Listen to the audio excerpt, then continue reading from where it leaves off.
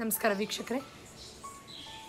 ನಮ್ಮಲ್ಲಿ ಸಾಕಷ್ಟು ಜನಕ್ಕೆ, ಅದರಲ್ಲೂ ಈಗಿರುವಂತಹ ಪರಿಸ್ಥಿತಿಯನ್ನು ಪರಿಗಣಿಸಿದರೆ, ಕಾಯಿಲೆ ಮತ್ತು ಸಾವಿನ ಭಯ ಅತಿರೇಕಕ್ಕೆ ಹೊರಟೋಗ್ತಾ ಇದೆ. ಅಫ್ಕೋರ್ಸ್ ಒಂದು ಹಂತದಲ್ಲಿ ಕಾಯಿಲೆಯ ಭಯ ಇದ್ದರೆ ಅದು ಒಂದು ಜವಾಬ್ದಾರಿಯನ್ನು ಕೊಡುತ್ತೆ. ಅಂದರೆ ನಾವು ಯಾವ ರೀತಿ ರೋಗ ನಿರೋಧಕ ಶಕ್ತಿಯನ್ನು ವೃದ್ಧಿಸ್ಕೊಳ್ಬೇಕು, ಯಾವುದನ್ನು ಮಾಡಬೇಕು, ಯಾವುದನ್ನು ಮಾಡಬಾರ್ದು, ಡೂ ಆ್ಯಂಡ್ ಡೋಂಟ್ಸ್. ಆದರೆ ಅದೇ ಕಾಯಿಲೆಯ ಸಾವಿನ ಭಯ ಒಂದು ಹಂತವನ್ನು ಮೀರಿ ಮೇಲೆ ಹೊರಟೋದಾಗ ಸಾಮಾನ್ಯದಲ್ಲಿ ಅತಿ ಸಾಮಾನ್ಯ ಕೆಲಸವನ್ನೂ ಕೂಡ ಸಮಾಧಾನಕರವಾಗಿ ಮಾಡೋಕ್ಕೆ ಆಗ್ತಾ ಇಲ್ಲ ಅನ್ನೋ ಪರಿಸ್ಥಿತಿ ಬಂದ್ಬಿಡುತ್ತೆ. ಮೊದಲು ಸಾವಿನ ಭಯದ ಬಗ್ಗೆ ಮಾತಾಡೋಣ. ತುಂಬ ಜನಕ್ಕೆ ಸಾವು ಅಂದರೆ ಅದು ತುಂಬ ತುಚ್ಛ, ಅಸಹ್ಯ, ಅಥವಾ ಆ ಸುದ್ದಿನೂ ಯಾರೂ ಹೇಳಬಾರ್ದು, ಯಾರೋ ನಮ್ಮ ಆಪ್ತರು ತೀರ್ಕೊಂಡ್ರು ಅನ್ನೋ ಸುದ್ದಿ ಬಂದ್ರೂ ನನಗೆ ಮನಸ್ಸು ತುಂಬ ಡಿಸ್ಟರ್ಬ್ಡ್ ಆಗೋಗುತ್ತೆ, ಅಥವಾ ಅದನ್ನು ವಾಹಿನಿಗಳಲ್ಲಿ ಯಾರಾದರೂ ಸಾವಿನ ಸುದ್ದಿ ಕೇಳಿದ್ರು, ಅಥವಾ ಯಾರೋ ಈ ಥರ ಆ ಥರ ರೋಡಲ್ಲಿ ಹಾಗೆ ಸತ್ರಂತೆ ಅಂದರೆ ಆ ರೋಡ್ಗಳನ್ನೇ ಅವಾಯ್ಡ್ ಮಾಡೋ ಥರದ್ದು, ಈ ಥರ ವಿಪರೀತವಾಗಿ ಮೈಂಡಿಗೆ ಸ್ಟ್ರೆಸ್ ತೊಗೊಂಡಿರ್ತಾರೆ. ಯಾಕಂದರೆ ಅವ್ರಿಗೆ ಸಾವು ಅನ್ನೋದು ಅತ್ಯಂತ ಭೀಕರ ಮತ್ತು ಭಯಾನಕವಾದ ಸಂಗತಿ ಅಂತ ಅನ್ನಿಸ್ತಾ ಇರುತ್ತೆ. ಸೊ ಇವತ್ತು ನಾವು ಈ ಎರಡು ಪ್ರಮುಖ ವಿಷಯದ ಬಗ್ಗೆ ಚರ್ಚೆ ಮಾಡ್ತಾ ಇದನ್ನು ಗೆಲ್ಲೋ ಪ್ರಯತ್ನವನ್ನು ಹೇಗೆ ಮಾಡ್ಬೋದು ಅನ್ನೋದನ್ನು ಅರ್ಥ ಮಾಡ್ಕೊಳ್ಳೋಣ. ಈ ವಿಚಾರವಾಗಿ ನಾನು ಈ ಹಿಂದೆ ಮಾತಾಡಿದ್ದೀನಿ ಕೂಡ. ಆದರೆ ಈಗ ಇರುವ ಪರಿಸ್ಥಿತಿಯಲ್ಲಿ ಎಲ್ಲಿ ನಮಗೂ ಕಾಯಿಲೆ ಅಥವಾ ಸಾವು ಬಂದ್ಬಿಡುತ್ತೋ ಅನ್ನೋ ಭಯ, ಆ ಜವಾಬ್ದಾರಿ ತೊಗೊಂಡ್ರೂ ಅಥವಾ ಆ ಜವಾಬ್ದಾರಿ ತೊಗೊಳೋಕ್ಕಿಂತ ಹೆಚ್ಚಾಗಿ ಆ ಭಯದಲ್ಲೇ ಅನಾರೋಗ್ಯಕ್ಕೆ ಒಳಗಾಗೋ ಥರದ್ದು ಒಂದು ಪರಿಸ್ಥಿತಿ ಬಂದ್ಬಿಡ್ತಾ ಇದೆ. ಸೊ ಮೊಟ್ಟ ಮೊದಲನೇದಾಗಿ ಸಾವಿನ ಭಯಕ್ಕೆ ಸಂಬಂಧಪಟ್ಟ ಹಾಗೆ ಒಂದು ಸಣ್ಣ ವಿಚಾರ ಹೇಳಕ್ಕೆ ಇಷ್ಟಪಡ್ತೀನಿ. ಈಗ ನಮ್ಮ ಹಿಂದೂ ಸಂಪ್ರದಾಯದಲ್ಲಿ 3 ಪ್ರಮುಖ ದೇವರುಗಳನ್ನು ನಾವು ಆರಾಧನೆ ಮಾಡ್ತೀವಿ: ಬ್ರಹ್ಮ, ವಿಷ್ಣು, ಮಹೇಶ್ವರ. ನಮ್ಮೆಲ್ರಿಗೂ ಗೊತ್ತು, ಬ್ರಹ್ಮ ಸೃಷ್ಟಿ ಮಾಡ್ತಾರೆ, ವಿಷ್ಣು ಅದನ್ನು ಸಾಗಿಸ್ಕೊಂಡು ಹೋಗ್ತಾರೆ, ಮೇಂಟೆನೆನ್ಸ್, ಆ್ಯಂಡ್ ರುದ್ರ ಅಥವಾ ಶಿವ ಡಿಸ್ಟ್ರಕ್ಷನ್. ರುದ್ರ ಒಂದು ನಾಶ ಅಥವಾ ಒಂದು ರೀಬರ್ತಿಗೆ ಸಹಾಯ ಮಾಡುವಂಥ ಒಂದು ಶಕ್ತಿ, ಅದರಿಂದ ಸಾವು ಅಂತ ಕರಿಬಹುದು. ಇನ್ಫ್ಯಾಕ್ಟ್ ನೀವು ಗಮನಿಸೋದಾದರೆ ನಾವು ಬ್ರಹ್ಮನನ್ನು ಆರಾಧಿಸೋಲ್ಲ, ಬ್ರಹ್ಮನಕ್ಕಿಂತ ಹೆಚ್ಚಾಗಿ ಅಂದರೆ ಸೃಷ್ಟಿ ಮತ್ತು ಆ ಒಂದು ಜೀವಕ್ಕಿಂತ ಹೆಚ್ಚಾಗಿ ಆ ಸಾವಿನ ಅಂಶವನ್ನು ಹೆಚ್ಚು ರೆಪ್ರೆಸೆಂಟ್ ಮಾಡೋ ಶಿವನ ಮೇಲೆ ನಮಗೆಲ್ರಿಗೂ ಒಲವು ಜಾಸ್ತಿ. ಸೊ ಹೀಗಿರಬೇಕಾದ್ರೆ ಹಾಗಾದರೆ ಸಾವು ಅನ್ನೋದು ತುಚ್ಛ ಹೇಗೆ, ಅಸಹ್ಯ ಹೇಗೆ, ಮತ್ತು ಅದೊಂದು ಭೀಕರವಾದ ಸಂಗತಿ ಹೇಗೆ ಅನ್ನೋದೇ ದೊಡ್ಡ ಪ್ರಶ್ನೆ.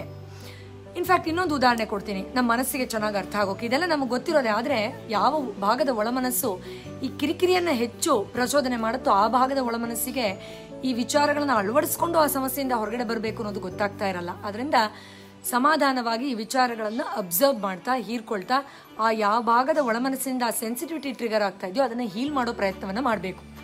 ಸೊ ಈಗ ನಾವು ದೇವರನ್ನ ಪ್ರಾರ್ಥನೆ ಮಾಡ್ತೀವಿ, ಆರಾಧನೆ ಮಾಡ್ತೀವಿ. ಫಿಸಿಕಲ್ ಲೆವೆಲಲ್ಲಿ ಆ ದೇವರು ಪ್ರತ್ಯಕ್ಷ ಆಗಿ ನಮಗೆ ದರ್ಶನ ಕೊಡ್ತಾನೋ ಇಲ್ವೋ ಅದೆಲ್ಲ ಮುಖ್ಯ. ಆ ಚೈತನ್ಯದ ಜೊತೆ ನಾವು ಕನೆಕ್ಟ್ ಆದಾಗ ಇಮೋಷ್ನಲಿ, ಮೆಂಟಲಿ, ಸ್ಪಿರಿಚುವಲಿ ಎಷ್ಟು ಶಕ್ತಿಯನ್ನು ಡಿರೈವ್ ಮಾಡ್ತೀವಿ ಆ ಭಗವಂತನ ಒಂದು ಕಾನ್ಸೆಪ್ಟ್, ಒಂದು ಐಡಿಯಾಲಜಿ ಅಥವಾ ಒಂದು ಫೇತ್, ಒಂದು ಬಿಲೀಫಿಂದ ಅಲ್ವಾ.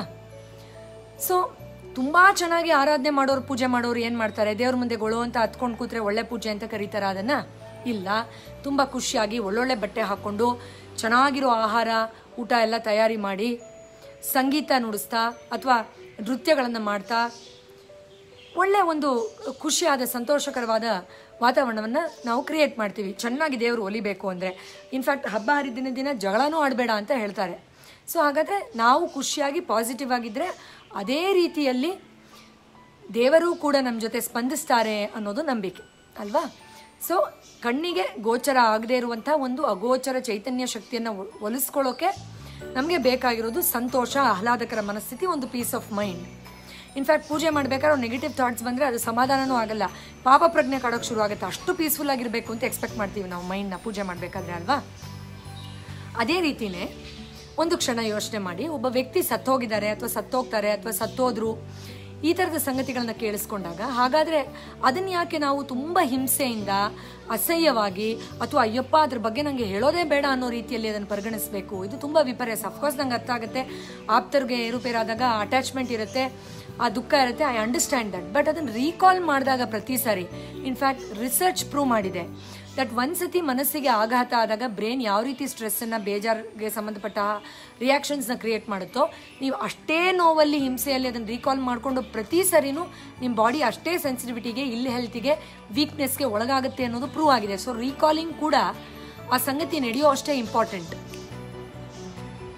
ಸೊ ನಾವು ಇಲ್ಲಿ ಅರ್ಥ ಮಾಡ್ಕೋಬೇಕಾಗಿರೋದು, ದೇವರ ವಿಚಾರವನ್ನು ನಾವು ಯಾವ ರೀತಿ ನೋಡ್ತೀವೋ ಅಥವಾ ಅರ್ಥ ಮಾಡ್ಕೊಳ್ತೀವೋ ಒಂದು ಪಾಸಿಟಿವಿಟಿಯಲ್ಲಿ, ಒಂದು ಸ್ಟ್ರೆಂತಲ್ಲಿ, ಅದೇ ಥರ ಸಾವನ್ನು ನಾವು ಇನ್ನೊಬ್ರು ಸತ್ತೋಗಿದ್ದಾರೆ ಅಂದ ತಕ್ಷಣ ಆ ಭೀಕರತೆಯ ಬದಲು ಆಧ್ಯಾತ್ಮಿಕವಾಗಿ ಪರಿಗಣಿಸಬೇಕು. ಅವರು ದೇವರಲ್ಲಿ ಒಂದಾಗಿದ್ದಾರೆ, ಅವರು ಒಂದು ಚೈತನ್ಯ, ಅದರಿಂದ ಪರಮಾತ್ಮನ ಆ ಚೈತನ್ಯದ ಜೊತೆ ಒಂದಾಗಿರೋದ್ರಿಂದ ಅವರು ದೇವರಷ್ಟೇ ಶ್ರೇಷ್ಠ. ಅದರಿಂದ ನಾವು ಪ್ರತಿ ಸಾರಿ ಅವ್ರು ನೆನೆಸ್ಕೊಳ್ಬೇಕಾದ್ರೆ ನಮಗೆ ಮಾರ್ಗದರ್ಶನವನ್ನು ಕೊಡಿ, ಶಕ್ತಿ ಕೊಡಿ, ನಮಗೆ ಕರೆಕ್ಟಾಗಿ ಏನು ತಪ್ಪು ಏನು ಸರಿ ಅಂತ ಗೊತ್ತಾಗೋ ಥರ ಇಂಟ್ಯೂಷನ್ ಕೊಡಿ, ಬ್ಲೆಸ್ಸಿಂಗ್ ಕೊಡಿ, ಆಶೀರ್ವಾದ ಕೊಡಿ ಅಂತ ಒಂದು ಸ್ವಲ್ಪ ಮನಸ್ಸಲ್ಲಿ ಆಹ್ಲಾದಕರ ಮನಸ್ಥಿತಿಯನ್ನು, ಖುಷಿಯನ್ನು ಮೂಡಿಸ್ಕೊಂಡು ರೀಕಾಲ್ ಮಾಡ್ಕೊಳ್ಳೋದು ಸೂಕ್ತ ಹೊರತು ಅವ್ರಿಗೆ ಹಾಗಾಗೋಯ್ತು ಅದಕ್ಕೆ ನನಗೂ ಹಾಗೆ ಆಗೋಗತ್ತೆ ಅಂತ ಅಂದ್ಕೊಳ್ಳೋದು ತಪ್ಪು. ಸೊ ಯಾವ ಥರ ಇದನ್ನು ರೂಢಿಸ್ಕೊಳ್ಳೋದು ಹೇಳೋದು ತುಂಬ ಸುಲಭ, ಬಟ್ ಅದು ಮೈಂಡಿಗೆ ಬರೋದು ಕಷ್ಟ. ಅದಕ್ಕೋಸ್ಕರ ಧ್ಯಾನದ ಮೂಲಕ ಅದನ್ನು ಗಟ್ಟಿ ಮಾಡ್ಕೊಳ್ಬೇಕು. ಹೇಗೆ? ತುಂಬ ಸುಲಭ. ನೀವೇನು ಅವರ್ಗಟ್ಲೆ ಕಣ್ಮುಚ್ಕೊಂಡು ಏನೋ ಒಂದು ಐಸೋಲೇಟೆಡ್ ಟ್ರಾನ್ಸ್ ಸ್ಟೇಟ್ಗೆ ಹೋಗಿ ಮೆಸ್ಮರೈಸ್ ಆಗೋದು ಬೇಕಾಗಿಲ್ಲ. ಮೈಂಡಿಗೆ ಟ್ರೈನಿಂಗ್ ಕೊಡ್ತಾ ಕೊಡ್ತಾ ಕಂಟಿನ್ಯೂಸ್ ಆಗಿ ನೀವು ಕನ್ಸಿಸ್ಟೆನ್ಸಿಯಲ್ಲಿ ಮಾಡಿದ್ರೆ ಅದು ಸುಪ್ತ ಮನಸ್ಸಿಗೆ ಹೋಗುತ್ತೆ. ಆಗ ಅದ್ಭುತವಾದ ಪರಿವರ್ತನೆ ಆಗುತ್ತೆ. ಏನು ಮಾಡ್ಬೋದು? ಸೋಹಂ ಅಂತ ಸಂಸ್ಕೃತ ಪದ ಇದೆ, ನೀವು ಕೇಳಿರಬಹುದು. ಸೊ ಅದು ನಾನು, ಐ ಆಮ್ ದಟ್ ಅಂತ. ಹಾಗಂದ್ರೆ ಏನು? ಸೋಹಂ ಅಂದರೆ ನಮ್ಮ ನಿಜವಾದ ಚೈತನ್ಯ ಏನಿದೆ ಅದನ್ನು ರೀಕಾಲ್ ಮಾಡ್ಕೊಳ್ಳೋ ಕೆಪಾಸಿಟಿ. ಸೊ ನೀವೇನು ಮಾಡಬೇಕು? ಪ್ರತಿ ರಾತ್ರಿ ಮಲ್ಕೊಳ್ಬೇಕಾದ್ರೆ ಅಥವಾ ಬೆಳಗ್ಗೆ ಎದ್ದ ತಕ್ಷಣ ಅಥವಾ ಭಯ ಆಗ್ತಾ ಇದೆ ಅಂತ ಅನ್ನಿಸ್ದಾಗ ಸೂಕ್ತ ಅನ್ನೋದು ರಾತ್ರಿ ಮಲ್ಗೋಕ್ಕಿಂತ ಮುಂಚೆ ಮಾಡಬಹುದು.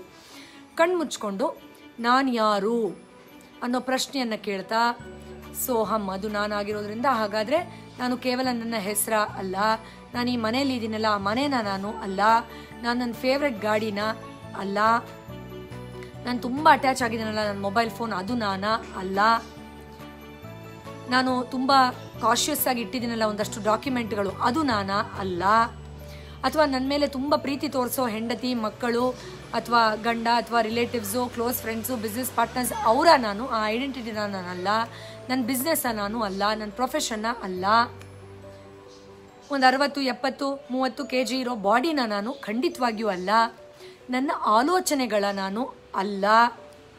ಕೇವಲ ನಂದು ಕೈ ಅಂತ ಹೇಳ್ತೀವಿ, ನನ್ನ ಕೈ ಅಂತ ಹೇಳ್ತೀವಿ, ನಾನು ಕೈ ಅಂತ ಹೇಳಲ್ಲ ನಾವು ಅಲ್ವಾ. ಸೊ ನಾನು ಕೈ, ಕಾಲು, ಮೂಳೆ, ಮಾಂಸ, ಕಣ್ಣು, ಕೂದಲು ಅದ ನಾನು ಅಲ್ಲ, ನನ್ನ ವಿಚಾರಗಳೂ ಅಲ್ಲ ನಾನು ಅಂದಮೇಲೆ ಹಾಗಾದರೆ ನಾನು ಯಾರು ಅಂತ ನಿಮಗೆ ನೀವೇ ಪ್ರಶ್ನೆ ಮಾಡ್ಕೊಳ್ಳೋದು ನಿಧಾನವಾಗಿ. ಆಗ ಪರಮಾತ್ಮನನ್ನು ಯಾವ ರೀತಿಯೆಲ್ಲ ನಾವು ಅರ್ಚನೆ ಮಾಡ್ತಾ ಹೊಗಳ್ತಾ ಹೇಳ್ತೀವೋ ಆ ವಿಚಾರಗಳು ನಿಜವಾದ ವಾಸ್ತವ ನಮಗೆ ಗೊತ್ತಾಗ್ತಾ ಹೋಗುತ್ತೆ. ಏನದು? ನಾನು ಒಂದು ಪರಮ ಚೈತನ್ಯ, ನನ್ನ ಸ್ಥಿತಿ ಪರಮಾನಂದದ ಸ್ಥಿತಿ, ನನ್ನನ್ನು ಬೆಂಕಿ ಸುಡೋಕ್ಕಾಗಲ್ಲ, ಕೃಷ್ಣ ಭಗವದ್ಗೀತೆಯಲ್ಲಿ ಹೇಳಿದಾಗೆ ನನ್ನ ನೀರು ನೆನೆಸೋಕ್ಕಾಗಲ್ಲ, ನಾನು ಯಾವುದೋ ಆಕ್ಸಿಡೆಂಟಲ್ಲಿ ಸಾಯೋಲ್ಲ ಅಥವಾ ಯಾವುದೋ ಕಾಯಿಲೆ ಬಂದು ನನಗೆ ಯಾವುದೋ ದುರ್ಮರಣ ಬರೋ ಥರದ್ದಲ್ಲ ನಾನು, ಯಾಕಂದರೆ ನಾನು ಇಟರ್ನಲ್. ಆದ್ದರಿಂದ ನಾನು ಒಂದು ಸುಂದರವಾದ, ಅಮೋಘವಾದ, ಶಕ್ತಿಶಾಲಿಯಾದ, ದೇವರಷ್ಟೇ ಪವಿತ್ರವಾದ ಚೈತನ್ಯ. ನನ್ನ ಎಕ್ಸ್ಪ್ರೆಷನ್ನಲ್ಲಿ, ನನ್ನ ಫಿಸಿಕಲ್ ರಿಯಾಲಿಟಿಯಲ್ಲಿ ನಾನು ಪೂರ್ವಿನೋ, ಬಾಲುನೋ, ಪ್ರಿಯಾನೋ, ರಾಣಿನೋ ಆಗಿದ್ದೀನಿ ಅಷ್ಟೇ ಅಂತ ಅದನ್ನು ಮೆಲುಕು ಹಾಕ್ತಾ ನಿಧಾನವಾಗಿ ಆ ಪರಮಾತ್ಮನ ಗುಣಗಳೇ ನೀವು ಅಂತ ಮತ್ತೆ ರಿಕಾಲ್ ಮಾಡ್ತಾ ಹೋಗಬೇಕು. ಆನಂದ, ಆಹ್ಲಾದ, ಕರುಣೆ, ಶಕ್ತಿ, ಸಾಮರಸ್ಯ, ಸಹನಶೀಲತೆ, ಈ ಥರ ಇದೆಲ್ಲ ಭಗವಂತನ ಗುಣಗಳು ಮಾತ್ರ ಅಲ್ಲ, ನಾವು ಅರಿವಲ್ಲಿದ್ದಾಗ ನಮ್ಮ ಗುಣಗಳೂ ಸಹ ಅದನ್ನು ಮೆಲುಕಾಗ್ತಾ ಹೋಗಬೇಕು. ಆಗ ನಾನು ಇಟರ್ನಲ್, ಸ್ಟ್ರಾಂಗ್, ನನ್ನ ಯಾವುದು ಡೆಸ್ಟ್ರಾಯ್ ಮಾಡೋಕ್ಕಾಗಲ್ಲ ಅನ್ನೋ ಅರಿವು, ಜ್ಞಾನದ ಬೆಳಕು ಉದ್ಭವ ಆಗುತ್ತೆ. ಆಗ ನೆಕ್ಸ್ಟ್ ಟೈಮ್ ಯಾವುದಾದ್ರೂ ಸಂಗತಿ ಕೇಳಿದಾಗ, ಅಲ್ಲ ಅಷ್ಟು ಜನ ಸತ್ತೋದ್ರು, ಇಲ್ಲಿ ಹೀಗಾಗೋಯ್ತು, ಅಲ್ಲ ಹಾಗಾಗೋಯ್ತು, ನಮ್ಮ ರಿಲೇಟಿವ್ ಹೀಗಾಯಿತು, ಅಯ್ಯೋ ನಮ್ಮ ಪಕ್ಕದ ಮನೆಯವ್ರಿಗೆ ಹಾಗಾಯಿತು ಅಂತ ಏನಾದರೂ ಆ ಉದ್ವೇಗದ ಛಾಯೆ ಬರೋಕ್ಕೆ ಶುರುವಾದಾಗ ಇಮಿಡಿಯೇಟಾಗಿ ಸುಪ್ತ ಮನಸ್ಸು ಆ ಶಕ್ತಿಯನ್ನು ಕೊಡುತ್ತೆ. ಅಫ್ಕೋರ್ಸ್ ಅನುಕಂಪ ಇರುತ್ತೆ, ದುಃಖ ಆಗ್ಬೋದು, ಒಂದು 2 ಕಣ್ಣೀರು ಸುರಿಸ್ಬೋದು, ನಾರ್ಮಲ್ ಅದು. ಬಟ್ ಅದರಿಂದ ಹೊರಗಡೆ ಬರೋದು ಮತ್ತು ಅದು ತೀರ ದೇಹಕ್ಕೆ ಹೋಗಿ ಅಲ್ಲಿ ಅಯ್ಯೋ ಆಗೋಯ್ತು ನಾನು ಈಗ ಸತ್ತೋದೆ ಆಗೋಯ್ತು ಅನ್ನೋ ಥರದ್ದೊಂದು ಉದ್ವೇಗಕ್ಕೆ, ಎಕ್ಸಾಜರೇಟೆಡ್ ಫೀಲಿಂಗ್ಗೆ, blowing it out of proportion ಅಂತ ಕರಿತೀವಿ, ಆ ಸ್ಥಿತಿಗಂತೂ ಹೋಗೋದಿಲ್ಲ. ಇದು ಒಂದು. ಎರಡನೇದು ಕಾಯಿಲೆ ಭಯ. ಅದ್ರ ಬಗ್ಗೆ ಅಂತೂ ನಾನು ಹೇಳಲೇಬೇಕು. ಈಗ ಕಾಯಿಲೆ ಬಂದ್ಬಿಡುತ್ತೆ ಅನ್ನೋದ್ರಲ್ಲಿ ಪ್ರಿಕಾಷನ್ ತಗೊಳ್ಳೋದು ತಪ್ಪಿಲ್ಲ. ಬೆಸ್ಟ್ ಎಕ್ಸಾಂಪಲ್ ಏನು ಅಂದರೆ, ಒಬ್ಬ ಸೆಕ್ಯೂರಿಟಿ ಗಾರ್ಡ್ ಇರ್ತಾರೆ ಅಂತ ಇಟ್ಕೊಳ್ಳೋಣ. ಅವತ್ತು ಕಳ್ಳ ಬಂದಿಲ್ಲ, ನೆನ್ನೆ ಬಂದಿಲ್ಲ, ಮೊನ್ನೆ ಬಂದಿಲ್ಲ, ಇವತ್ತು ಬರಲ್ಲ ಅಂತ ಅವ್ನು ಬಂದೂಕನ್ನು ಮನೇಲಿ ಇಟ್ಟು ಬರ್ತಾನ? ಹಾಗಾದರೆ ಅವ್ನು ಸೆಕ್ಯೂರಿಟಿ ಗಾರ್ಡ್ ಲಾಯಕ್ಕಿಲ್ಲ. ಅದರಿಂದ ಅವನ ಬಂದೂಕ್ ತೊಗೊಂಡು ಬರ್ತಾನೆ. ಹಾಗಂತ ಕಳ್ಳ ಬರೋದೇ ಇಲ್ಲ ಯಾವತ್ತು ಅಂತ ಹೇಳೋಕ್ಕಾಗತ್ತಾ? ಇಲ್ಲ, ಬರಬಹುದು ಯಾವತ್ತಾದರೂ. ಸೊ ಬಂದಾಗ ಅವನಿಗೆ ಗೋಲಿ ಹೊಡೆಯೋಕ್ಕೆ ಬೇಕು ಆ ಗನ್ನು. ಬಟ್ ಬಂದ್ಬಿಡ್ತಾನೇನೋ ಅನ್ನೋ ಭಯಕ್ಕೆ ಸುಮ್ಮನೆ ಎಲ್ಲ ಕಡೆ ಗೋಲಿ ಹೊಡ್ಕೊಂಡು ಕೂತಿದ್ರೆ ಹಾಗಾದ್ರೆ ಅವನ ಕೆಲಸ ಸರಿಯಾಗಿ ನಿರ್ವಹಿಸ್ತಾ ಇದ್ದಾನೆ ಅಂತ ಅರ್ಥನಾ? ನಾವು ಎಷ್ಟೋ ಜನ ಕಾಯಿಲೆ ಭಯಕ್ಕೆ ಇದೇ ಪರಿಸ್ಥಿತಿಯಲ್ಲಿ ಇರೋದು. ಸೊ ಕಾಯಿಲೆ ಬಂದ್ಬಿಡುತ್ತೆ, ಬರಬಹುದು ಅನ್ನೋದಕ್ಕೆ ಪ್ರಿಕಾಷನ್ಸ್ ತಗೊಳ್ಳೋಣ. ಮಾಸ್ಕ್ ಹಾಕೊಳ್ಳೋಣ, ಸ್ಯಾನಿಟೈಸ್ ಮಾಡೋಣ, ಕೈ ತೊಳೆಯೋಣ, ಹೊರಗಡೆ ಹೋಗಿ ಬಂದರೆ ಇಮಿಡಿಯೇಟ್ ಬತ್ತಲೆ ಬದಲಾಯಿಸೋಣ, ಸ್ನಾನ ಮಾಡೋಣ, ಏನಾದರೂ ಐಟಮ್ ತೊಗೊಂಡು ಬಂದರೆ ಒಂದು 4-5 ಅವರ್ಸ್ ಹೊರಗಡೆ ಇರೋಕ್ಕೆ ಸಾಧ್ಯ ಆದರೆ ಇಡೋಣ, ತರಕಾರಿ ತಂದರೆ ಅದನ್ನು ಉಪ್ಪು ಸೋಡಾ ಇತ್ಯಾದಿಯಲ್ಲಿ ತೊಳೆಯೋಣ, ಎಲ್ಲ ಮಾಡೋಣ. ಸೊ ಬಂದ್ಬಿಟ್ಟ ಮೇಲೆ ಈಗ ಎಷ್ಟೋ ಜನಕ್ಕೆ ಸೋಂಕಿತರು ಆಗೋಗಿದ್ದೀವಿ ನಾವು ಕೊರೋನಾ ಇನ್ಫೆಕ್ಷನಿಂದ. ಸೊ ಬಂದ ಮೇಲೆ ಏನು ಮಾಡಬೇಕು, ಅದನ್ನು ಧೈರ್ಯವಾಗಿ ಎದುರಿಸೋದು, ಏನು ಫೆಸಿಲಿಟಿ ಇದೆ ನೋಡೋದು, ಆ ಥರ ಸಫರ್ ಆಗಿರೋದು ಏನು ಒಪಿನಿಯನ್ಸ್ ಇದೆ ತೊಗೊಂಡು ನೆಕ್ಸ್ಟ್ ಏನು ಬೆಸ್ಟ್ ಮಾಡ್ಬೋದು ಮಾಡಲೇಬೇಕು, ಆಕ್ಸೆಪ್ಟೆನ್ಸ್ ಮಾಡೋದು. ಬಟ್ ಬರೋಕ್ಕಿಂತ ಮುಂಚೆ ಬಂದ್ಬಿಡ್ತು ನಾನು ಆಗಲೇ ಹೇಳಿದ್ನಲ್ಲ, ಯಾರೂ ಬಂದೇ ಇಲ್ಲ, ಬಟ್ ನನ್ನ ಹತ್ರ ಬಂದೂಕಿದೆ ಅಂತ ಸೆಕ್ಯೂರಿಟಿ ಗಾರ್ಡ್ ಸುಮ್ಮನೆ ಹೊಡಿತಾ ಹೋದರೆ ಹಾನಿ ಎಲ್ಲರಿಗೂ ಆಗುತ್ತೆ, ಅವನಿಗೂ ಕೆಲಸದಿಂದ ತೆಗಿತಾರೆ ಅಷ್ಟೆ. ಆ ಥರ ಆಗೋಗುತ್ತೆ ಸಂಗತಿ. ಆ ಥರ ಆಗೋಗಿದೆ ಎಷ್ಟೋ ಜನಕ್ಕೆ. ತುಂಬ ಜನ ಇಮೇಲ್ ಮಾಡ್ತಿದ್ದಾರೆ, SMS ಕಳಿಸ್ತಾರೆ, ಫೋನ್ ಮಾಡ್ತಾರೆ, ನಂಗೆ ಬಂದ್ಬಿಡುತ್ತೆ ಅಂತ ಭಯ ಆಗ್ತಾ ಇದೆ, ಹೆಚ್ಚಿಗೆ ಬರುತ್ತೋ ಅಲ್ವೋ ಅದು ಸೆಕೆಂಡ್ರಿ ಅಂತ.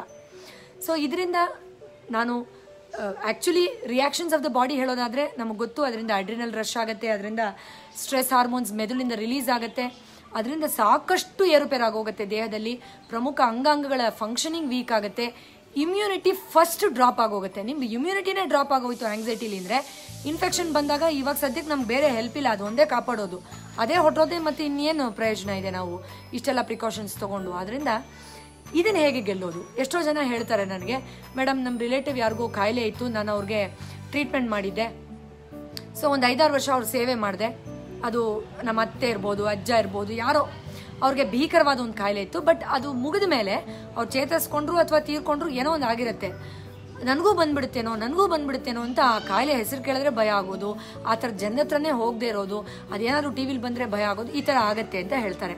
ಒಂದು ಉದಾಹರಣೆ ಕೊಡ್ತೀನಿ, ಇದು ನಿಮಗೆ ಗೊತ್ತಿರೋದು, ಬಟ್ ನಿಮ್ಮ ಮನಸ್ಸಿಗೆ ಇದನ್ನು ಹೇಳ್ಕೊಳ್ಬೇಕು, ಆಗ ಮಾತ್ರ ಅದು ಗಟ್ಟಿ ಆಗುತ್ತೆ. ಈಗ ನಾವೊಂದು ಪ್ರಾಣಿ ತೊಗೊಂಡು ಬಂದು ಸಾಕ್ತೀವಿ, ಒಂದು ನಾಯಿ ಮರಿನೋ ಒಂದು ಹಸುನೋ ಅಂತ ಇಟ್ಕೊಳ್ಳೋಣ, ಒಂದು 10 ವರ್ಷ 5 ವರ್ಷ 20 ವರ್ಷ ಸಾಕ್ತೀವಿ. ಆ ಪ್ರಾಣಿಯನ್ನು ಸಾಕ್ತಾ ನಾವೇ ಆ ಪ್ರಾಣಿ ಆಗ್ಬಿಡ್ತೀವಾ? ನಾನಿಲ್ಲಿ ಪ್ರಾಣಿನ ತುಚ್ಛವಾಗಿ ನೋಡಿ ಅಂತ ಹೇಳ್ತಿಲ್ಲ, ಎಷ್ಟೋ ವಿಷಯದಲ್ಲಿ ಅವ್ರು ನಮ್ಗಿಂತ ಎವಾಲ್ವ್ಡ್, ಬಟ್ ಅದನ್ನು ನೋಡ್ಕೊಳ್ತಾ ನಾವು ಎಷ್ಟೇ ನೋಡ್ಕೊಂಡ್ರು ಡೆಡಿಕೇಶನಲ್ಲಿ ನಾವು ಆ ಪ್ರಾಣಿ ಆಗ್ಬಿಡ್ತೀವಾ? ಇಲ್ವಲ್ಲ. ಮತ್ತೆ ಏನು ಸಿಗತ್ತೆ ನಮಗೆ?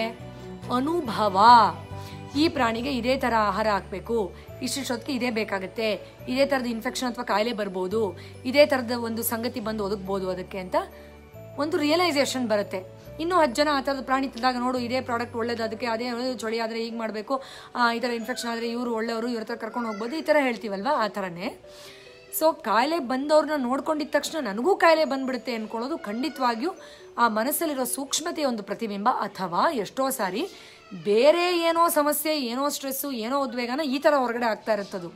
ಟ್ರಿಗರ್ಸ್ ಬೇರೆ ಏನೋ ಇರುತ್ತೆ ಮೂಲ ಕಾರಣ, ಈ ಟ್ರಿಗರ್ನ ಅದು ಕ್ಯಾಪಿಟಲೈಸ್ ಮಾಡ್ಕೊಳ್ಳುತ್ತೆ. ಅಟ್ಲೀಸ್ಟ್ ಹೀಗಾದರೂ ಆತ ಸೂಕ್ಷ್ಮತೆಯನ್ನು ಸರಿಪಡಿಸ್ಕೊಳ್ಳಿ ಅಂತ. ಆದ್ದರಿಂದ ನಾವು ಅದನ್ನು ಅರ್ಥ ಮಾಡ್ಕೊಳ್ಬೇಕು. ಸೊ ಇದನ್ನು ಗೆಲ್ಲೋಕ್ಕೆ 2 ಧ್ಯಾನ ಕ್ರಿಯೆಗಳನ್ನು ಹೇಳ್ಕೊಡ್ತೀನಿ, ತುಂಬ ಸುಲಭ, ತುಂಬ ಪಾಪ್ಯುಲರ್, ಇದು ತುಂಬ ಅದ್ಭುತವಾದ ರಿಸಲ್ಟ್ಸ್ ಕೊಡುತ್ತೆ. ಇದಕ್ಕೆ ಅಬ್ಸರ್ವ್ ದ ಬೀಯಿಂಗ್ ಅಂತ ಕರಿತೀವಿ. ಅಂದರೆ ಏನು, ನಮ್ಮಲ್ಲಿ ಸಂಶೋಧನೆ ಹೇಳೋದೇನು ಅಂದರೆ, ನಮ್ಮ ವಿಚಾರಗಳಿದೆಯಲ್ಲ, ಜೀವನವನ್ನು ನೋಡೋದು ಅಥವಾ ಲೈಫನ್ನು ಲೀಡ್ ಮಾಡೋದು, ಅದರಲ್ಲಿ it's a very big percentage. ಗಮನಿಸಿ, 99% ಅಷ್ಟು ಬೇರೆಯವ್ರ ಬಿಲೀಫನ್ನೇ ಅಬ್ಸರ್ವ್ ಮಾಡಿಕೊಂಡು ಅದು ನಂದೇ ಬಿಲೀಫ್ ಅಂತ ಲೀಡ್ ಮಾಡ್ತಾ ಇರ್ತೀವಂತೆ. So we copy it so much. ಅದು ಚಿಕ್ಕ ವಯಸ್ಸಲ್ಲಿ ಅಪ್ಪ ಅಮ್ಮ ಹೇಳಿದ್ದೇನೋ ವಿಚಾರ ಇರ್ಬೋದು, ಟಿ ವಿಲಿ ಸ್ಟ್ರಾಂಗ್ ಆಗಿ ಏನೋ ಪ್ರೊಜೆಕ್ಟ್ ಮಾಡಿರೋದಿರ್ಬೋದು, ಅಥವಾ 10 ಜನ ಹೇಳಿದ ತಕ್ಷಣ ಅದು ಓಕೆ ಅಂತ ಅನ್ಸಿದ್ದಿರ್ಬೋದು, ಅಥವಾ ತುಂಬ ಪಾಪ್ಯುಲರ್ ಆದ ಯಾವುದೋ ಒಬ್ಬ ಸೆಲೆಬ್ರಿಟಿ ಹೇಳಿದ್ದನ್ನ ಇದೇ ಫಿಕ್ಸು ಅಂತ ಮೈಂಡಲ್ಲಿ ಕೂಣಿಸ್ಕೊಂಡಿರೋದಿರ್ಬೋದು, ಇತ್ಯಾದಿ. ಸೊ ಇಲ್ಲಿ ಯಾವ್ದು ಹೇಗಿದೆಯೋ ಹಾಗೇ ನೋಡೋದು ತುಂಬ ಮುಖ್ಯ, ವಿತೌಟ್ ಎನಿ ಪ್ರಿಫಿಕ್ಸಸ್ ಆ್ಯಂಡ್ ಸಫಿಕ್ಸಸ್. ಅದಕ್ಕೆ ಮಸಾಲೆ ಗಿಸಾಲೆ ಇಲ್ಲದೆ ಅದನ್ನು ಹಾಗೇ ವಿಟ್ನೆಸ್ ಮಾಡೋದು ಅತ್ಯಂತ ಇಂಪಾರ್ಟೆಂಟ್ ಸಂಗತಿ. ಅನ್ಫಾರ್ಚುನೇಟ್ ಇದು, ನಾವು ಅದಕ್ಕೆ ಫುಲ್ಲು ಡ್ರಮಟೈಸ್ ಮಾಡಿ ನೋಡಿ ರೂಢಿ ಆಗಿಬಿಟ್ಟಿದೆ ನಮಗೆ. ಒಬ್ಬ ಮನುಷ್ಯ ಬಂದ್ರೂ ಸ್ಟಾರ್ಟ್ ಮಾಡ್ಕೊಂಡ್ಬಿಡ್ತೀವಿ, ಅದೇ ದಪ್ಪಗಿದಾರಲ್ಲ, ಕುಳ್ಳಗಿದಾರಲ್ಲ, ಸಣ್ಣಗಿದಾರಲ್ಲ, ಹಲ್ಲಿಂಗಿದೆಯಲ್ಲ, ಕಣ್ಣಂಗಿದೆಯಲ್ಲ ಅಂತ ಸ್ಟಾರ್ಟ್ ಮಾಡಿಕೊಂಡು ಆ ವ್ಯಕ್ತಿಯನ್ನು ಒಂದು ಆತ್ಮವಾಗಿ, ಒಂದು ಮನುಷ್ಯನಾಗಿ ನೋಡೋಕ್ಕಿಂತ ಅದಕ್ಕೆ ಅಟ್ಯಾಚ್ಮೆಂಟ್ ತುಂಬಿ ಮಾತಾಡೋದೇ ಜಾಸ್ತಿ ಆಗೋ ಲೆವೆಲ್ಲಿಗೆ ನಾವು ಮೂಢರಾಗೋಗ್ತೀವಿ ಎಷ್ಟೋ ಸತಿ. ಸೊ ಅಬ್ಸರ್ವ್ ದ ಬೀಯಿಂಗ್ ಅಂದರೆ ಏನು, ಯಾವುದು ಹೇಗಿದೆಯೋ ಹಾಗೇ ಪರಿಗಣಿಸುವಂತಹ ಕಾಮನ್ ಸೆನ್ಸ್, ಅದನ್ನು ಡೆವಲಪ್ ಮಾಡ್ಕೊಳ್ಬೇಕು.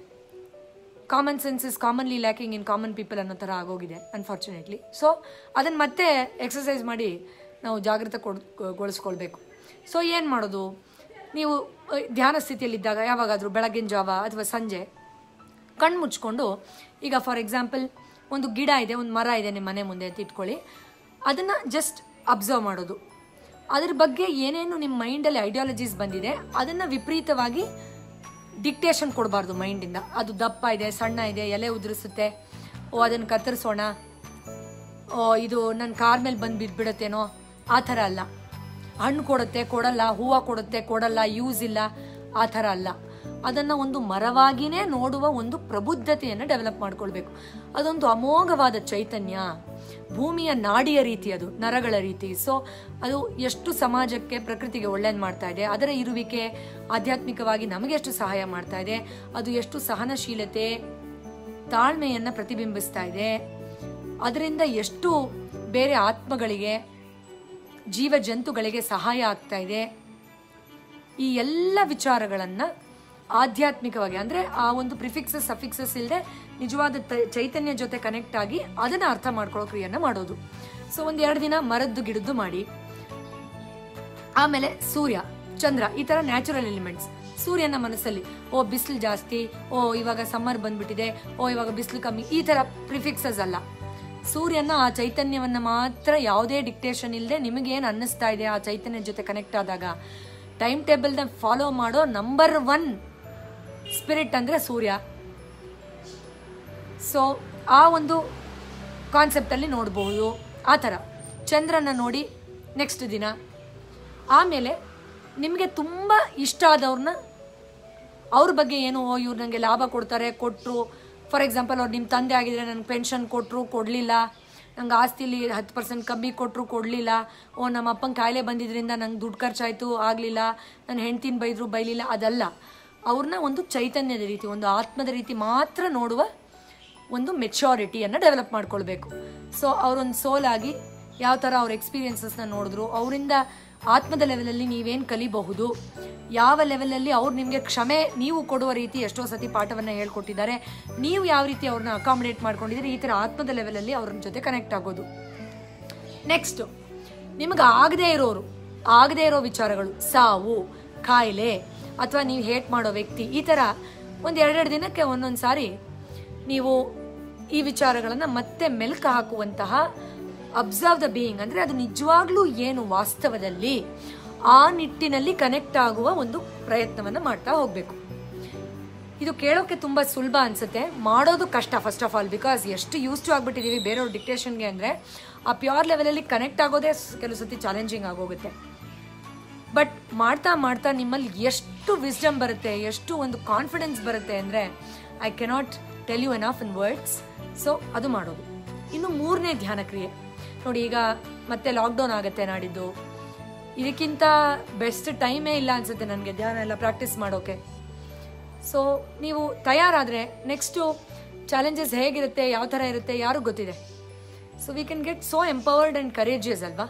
ಸೊ ನೆಕ್ಸ್ಟ್ ಏನು, ಎಷ್ಟೋ ಜನಕ್ಕೆ ಭಯ ಆದಾಗ ನನ್ನ ಹೆದೆ ಇಟ್ಕೊಬಿಡ್ತು, ಗಂಟ್ಲಲ್ಲಿ ಉರಿತಾ ಇದೆ, ಕೆಮ್ಮಲು ಬಂತು, ನನಗೇನೋ ಆಗ್ಬಿಟ್ಟಿದೆ, ನಂಗೆ ಉಸಿರಾಡೋಕೆ ಆಗ್ತಿಲ್ಲ, ನೆಕ್ಸ್ಟು ನಾನು ಹೋಗಬೇಕಾಗತ್ತೇನೋ, ನಂಗೆ ಹೊಟ್ಟೆಲಿ ಹೆಂಗೋ ಆಗ್ತಾ ಇದೆ, ನನಗೂ ಇದೇ ಥರ ಆಯಿತು, ಟಿ ವಿಲಿ ಹೇಳಿದಾಗೆ ನನಗೂ ಆಗ್ತಾ ಇರ್ಬೋದಾ, ಇರ್ಬೋದಾ ಇಲ್ವಾ, ಈ ಥರ ಪಾಪ ಎಷ್ಟು ಕನ್ಫ್ಯೂಷನಲ್ಲಿ ಫೋನ್ ಮಾಡಿ ಹೇಳ್ತಾರೆ. ಆನ್ಲೈನ್ ಕನ್ಸಲ್ಟೇಷನ್ ಸ್ಟಾರ್ಟ್ ಮಾಡಿದ್ದೀವಿ ನಾವು ಕಪಲ್ ಆಫ್ ಡೇಸಿಂದ. ಆವಾಗ ಕೆಲವರು ಪಾಪ ತುಂಬ ಹೇಳ್ತಾ ಇರ್ತಾರೆ, ಈ ಥರ ಮೇಡಮ್ ನನಗೆ ಒಂಚೂರು ಮೂಗು ಕಟ್ತು, ಫುಲ್ಲು ಟೆನ್ಷನ್, ರಾತ್ರಿ ಎಲ್ಲ ನಿದ್ರೆನೇ ಬರಲಿಲ್ಲ ಇತ್ಯಾದಿ ಅಂತ.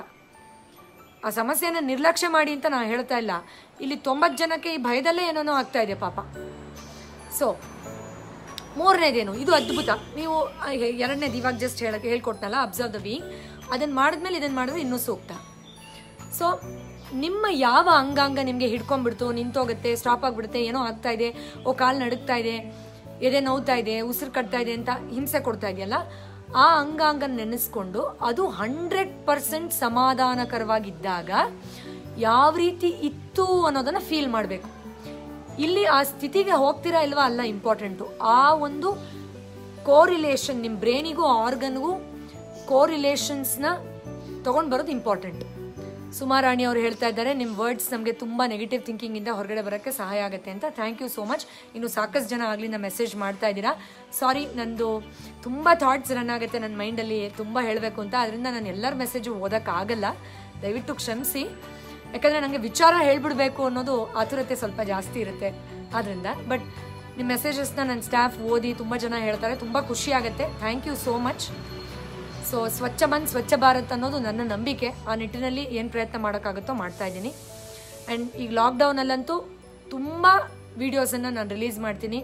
ನೀವು ಸಾಕಷ್ಟು ಆಧ್ಯಾತ್ಮಿಕ ರೂಢಿಗಳನ್ನು ನೀವು ಪ್ರಾಕ್ಟೀಸ್ ಮಾಡಿ ನಿಮ್ಮ ಜೀವನವನ್ನು ಆ ಟೈಮಲ್ಲಿ ನಾನು ಸಿಕ್ಕಾಪಟ್ಟೆ ಪ್ರಿಪೇರ್ ಆದ್ನಪ್ಪ, ಲೈಫಲ್ಲಿ ಬೆಸ್ಟ್ ಪೀರಿಯಡ್ ನಾನು ಎವಾಲ್ವ್ ಆಗೋಕ್ಕೆ ಅಂತ ಅನ್ನಿಸ್ಬೇಕು, ಆ ರೀತಿ ಸಹಾಯ ಆಗೋ ಥರ ವೀಡಿಯೋಸ್ ಮಾಡೋ ಪ್ರಯತ್ನವನ್ನು ಮಾಡ್ತೀನಿ. ಎನಿವೆ, ಸೊ ನಾನು ಹೇಳ್ತಾ ಇದ್ದೆ, ಆ ಆರ್ಗನ್ ನಾರ್ಮಲ್ ಆಗಿತ್ತಲ್ಲ 5 ವರ್ಷದಿಂದನೋ 10 ವರ್ಷದಿಂದನೋ ಅಥವಾ 2 ತಿಂಗಳಿಂದನೋ ಅಥವಾ 1 ವಾರದಿಂದನೋ ಅಥವಾ ಕೊರೋನಾ ಬರೋಕ್ಕಿಂತ ಮುಂಚೆನೋ ಅವಾಗ ಹೇಗಿತ್ತು ಅದನ್ನು ಫೀಲ್ ಮಾಡೋದು, ಆ ಖುಷಿಯನ್ನು, ಆ ಗ್ರ್ಯಾಟಿಟ್ಯೂಡ್ನ, ವಾವ್ ನೀನು ಎಷ್ಟು ಚೆನ್ನಾಗಿ ನಡ್ಕೊಳ್ತಾ ಇದೆ ಅಂತ ಆ ಗ್ರ್ಯಾಟಿಟ್ಯೂಡ್ನ ರೀಕಾಲ್ ಮಾಡ್ಕೊಳ್ಳೋದು, ಫೀಲ್ ಮಾಡ್ಕೊಳ್ಳೋದನ್ನು ಮಾಡಬೇಕು.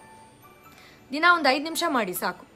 ಅಥವಾ ಈಗ ಎದೆಯಲ್ಲಿ ತುಂಬ ನೋವಾಗ್ತಾ ಇದೆ, ನೆನೆಸ್ಕೊಂಡ್ರೆ ಇನ್ನೂ ಜಾಸ್ತಿ ಆಗ್ಬಿಡುತ್ತೆ ಅನ್ಸಿದ್ರೆ, ಯಾವ ಭಾಗ ನಿಮಗೆ ನೋವೇ ಕೊಟ್ಟಿಲ್ಲ, ಹಿಂಸೆನೇ ಕೊಟ್ಟಿಲ್ಲ, ಪಾಪ ಅದ್ರ ಪಾಡಿಗೆ ಅದು ಕೆಲಸ ಮಾಡ್ಕೊಂಡು ಹೋಗಿದೆ, ಅದನ್ನ ಮೇಲೆ ಫೋಕಸ್ ಮಾಡೋದು. ಫಾರ್ ಎಕ್ಸಾಂಪಲ್ ಮಂಡಿಗಳು ಅಥವಾ ಸೊಂಟನೋ ಅಥವಾ ಯಾವುದೋ ಒಂದು ಭಾಗ, ಮೂಗೋ ಕಿವಿನೋ, ಯಾವುದೋ ಪಾಪ ಏನು ತೊಂದರೆನೇ ಕೊಟ್ಟಿರಲ್ಲ ನಿಮಗೆ ಅಲ್ವಾ. ಡೆಫಿನೆಟ್ಲಿ ಯಾವುದಾದ್ರೂ ಒಂದು ಭಾಗ ಇದ್ದೇ ಇರುತ್ತೆ.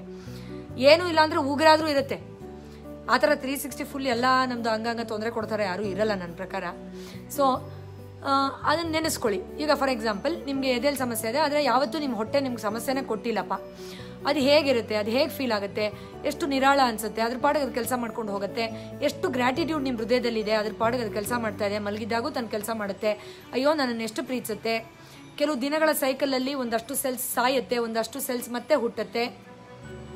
ಎಷ್ಟು ಅದ್ಭುತವಾಗಿ ಅದು ಕ್ರಿಯೆಗಳನ್ನು ಮಾಡ್ತಾ ಇದೆಯಲ್ಲ, ವಾವ್ ಅನ್ನೋ ಗುಡ್ ಫೀಲಿಂಗನ್ನು, ಪಾಸಿಟಿವ್ ಫೀಲಿಂಗ್ನ ಡೆವಲಪ್ ಮಾಡ್ಕೊಳ್ಬೇಕು ಮನಸ್ಸಲ್ಲಿ. ಅವಾಗ ಏನಾಗುತ್ತೆ ಅಂದರೆ ಮೆದುಳಿಗೆ ಅದೇ ಒಂದು ಹೋಮಿಯೋಸ್ಟೇಸಿಸ್ ಅಂತ ಕರಿತೀವಿ. ಅಂದರೆ ಎಲ್ಲ ಬ್ಯಾಲೆನ್ಸ್, ಒಂದಕ್ಕೊಂದು ಎಲ್ಲ ಕನೆಕ್ಟೆಡ್ ಬಾಡಿಲಿ. ನಾವು ಅನ್ಕೊಂಡಿದೀವಿ ಎಲ್ಲ ಇಂಡಿಪೆಂಡೆಂಟು, ಇದಕ್ಕೂ ಅದಕ್ಕೂ ಸಂಬಂಧ ಇಲ್ಲ ಅಂತ, ಅದು ತಪ್ಪು. ಎಲ್ಲವೂ ಎಲ್ಲದರ ಜೊತೆಲೂ ಕನೆಕ್ಟೆಡ್, ಆಲೋಚನೆಯಿಂದ ಹಿಡಿದು ಅಂಗಾಂಗದವರೆಗೂ ಇಂಟರ್ನಲ್ಲಿ ಒಂದೊಂದಕ್ಕೂ ಎಲ್ಲವೂ ಕನೆಕ್ಟೆಡ್ ಇದೆ.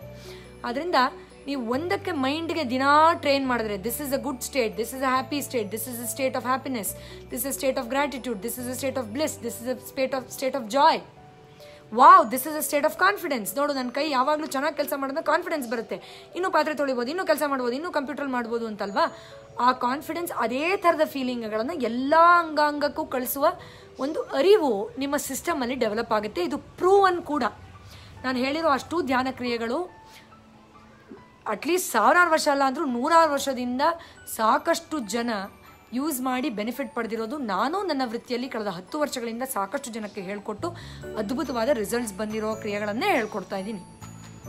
ಎಷ್ಟೋ ದೊಡ್ಡ ದೊಡ್ಡ ಪ್ರಮಾಣದ ಕಾಯಿಲೆಗಳನ್ನು ಕೆಲವೇ ದಿನಗಳಲ್ಲಿ ಗೆದ್ದಿರುವ ಕೇಸ್ ಸ್ಟಡಿ ವಿತ್ ಪ್ರೂಫ್ ಇರೋ, ನಿಮಗೂ ಗೊತ್ತು, ಲೈವ್ ಟಿವಿಯಲ್ಲಿ ವಿತ್ ರಿಪೋರ್ಟ್ಸ್ ತೋರಿಸಿರೋ ನಿದರ್ಶನಗಳ ಬಗ್ಗೆನೇ ನಾನು ಉದಾಹರಣೆಗಳನ್ನಾಗಿ ತಗೊಳ್ತು ಹೇಳ್ತಾ ಇದ್ದೀನಿ. ಸೊ ನೀವು ಅದನ್ನು ಮಾಡದೆ ಒಂದಿನ ಮಾಡಿಬಿಟ್ಟು ಅಂತ ಅನ್ನೋದಲ್ಲ, ಕನ್ಸಿಸ್ಟೆನ್ಸಿ ಇಲ್ಲಿ ತುಂಬ ಇಂಪಾರ್ಟೆಂಟ್. ಒಂದೇ ದಿನ ಗಿಡಕ್ಕೆ ನೀರು ಹಾಕ್ಬಿಟ್ಟು ಅದು ನಾಳೆ ಹಣ್ಣು ಕೊಡುತ್ತೆ ಅಂತ ಹೋಗೋಕ್ಕಾಗತ್ತಾ? Consistency important. ಅದರಿಂದ ನೀವು ದಿನಾಗ್ಲೂ ಮಾಡ್ತಾ ಹೋಗಿ. ನಿಮಗೆ ಕೇವಲ ಅದು ಒಂದು ಸಮಸ್ಯೆ ಅಲ್ಲ, ಧ್ಯಾನದ ಲಾಭನೇ ಅದೊಂದು ಸಮಸ್ಯೆ ಅಲ್ಲ, ಬೇರೆ ವಿಚಾರಗಳು ನಿಮ್ಗೆ ಗೊತ್ತಿಲ್ಲದೆ ಇರೋದು ಎಷ್ಟೋ ವಾಸಿ ಆಗೋಗುತ್ತೆ.